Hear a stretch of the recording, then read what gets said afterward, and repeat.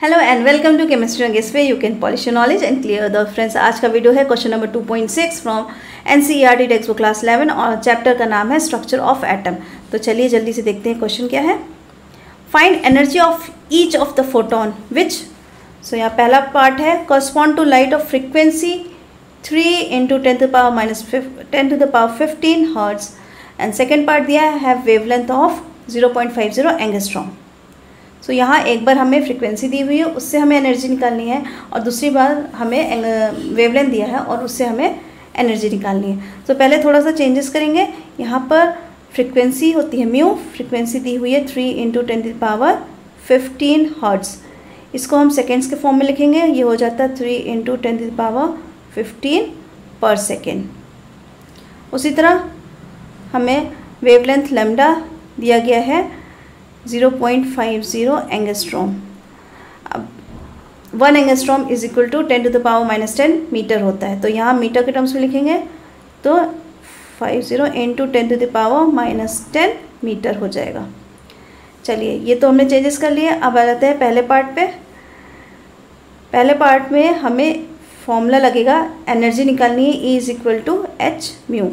यहाँ पर H हमारा होता है Planck's constant, H is equal to Planck's constant, और इसकी वैल्यू होती है 6.626 × 10⁻−34 जूल सेकेंड। तो यहाँ पर वैल्यूज़ को पुट करते हैं। H की जगह हम रखेंगे 6.626 × 10⁻−34 जूल सेकेंड और मल्टीप्लाइड बाई म्यू की वैल्यू है 3 × 10⁻15 पर सेकेंड।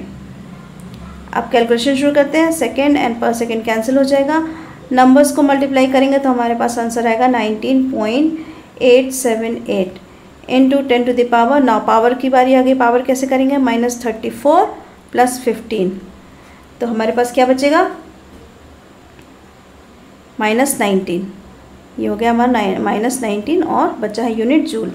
अब इसको और अप्रोप्रिएट लिखने के लिए डेसिमल को 1 स्टेप लेफ़्ट साइड शिफ्ट करेंगे, तो हमारा ये आंसर हो जाएगा 1.9878, और 1 स्टेप हमने अगर लेफ़्ट साइड शिफ्ट किया है तो पावर हमारी +1 हो जाती है, जुड़ जाती है। तो हमारा फाइनल आंसर क्या हो जाएगा, E is equal to 1.9878 × 10⁻−18 joule. और यही हमारा फर्स्ट पार्ट का आंसर है। बहुत ही आसान था। चलिए सेकंड पार्ट पे जल्दी से चलते हैं। अब हमें एनर्जी निकालनी है, वेवलेंथ दिया हुआ है एंगस्ट्रॉम में। सेकंड पार्ट में अब हमें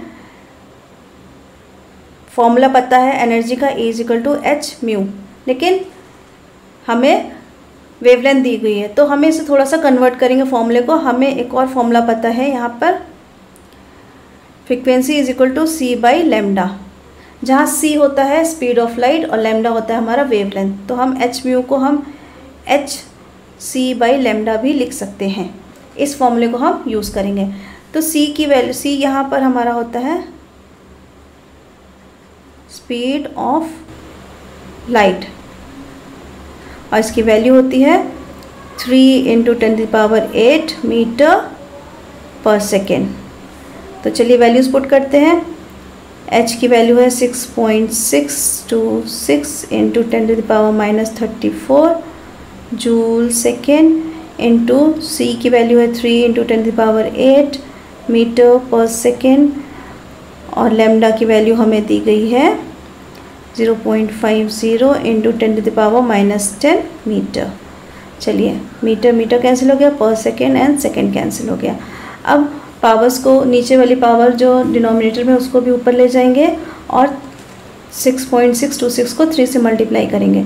तो पहले मल्टीप्लाई किया, उसका आंसर आया 19.878 डिवाइडेड बाई 0.50, और पावर्स हो जाएंगी -34 × 10⁸ × 10⁻10। तो अब पावर्स को पहले एडजस्ट कर लेते हैं।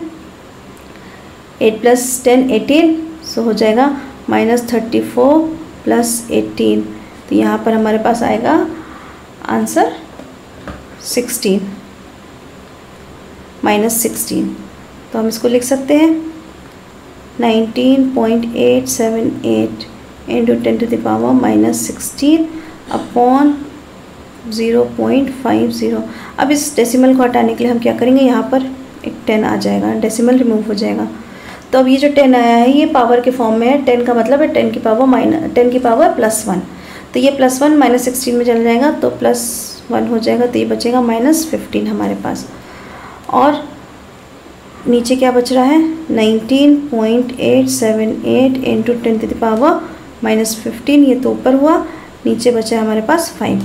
अब डिवाइड कर लीजिए सीधा सीधा, 19.878 को 5 से डिवाइड करेंगे तो आंसर आएगा 3.975 इंटू 10⁻⁻15 पहले से है, और यूनिट हो जाएगी जूल।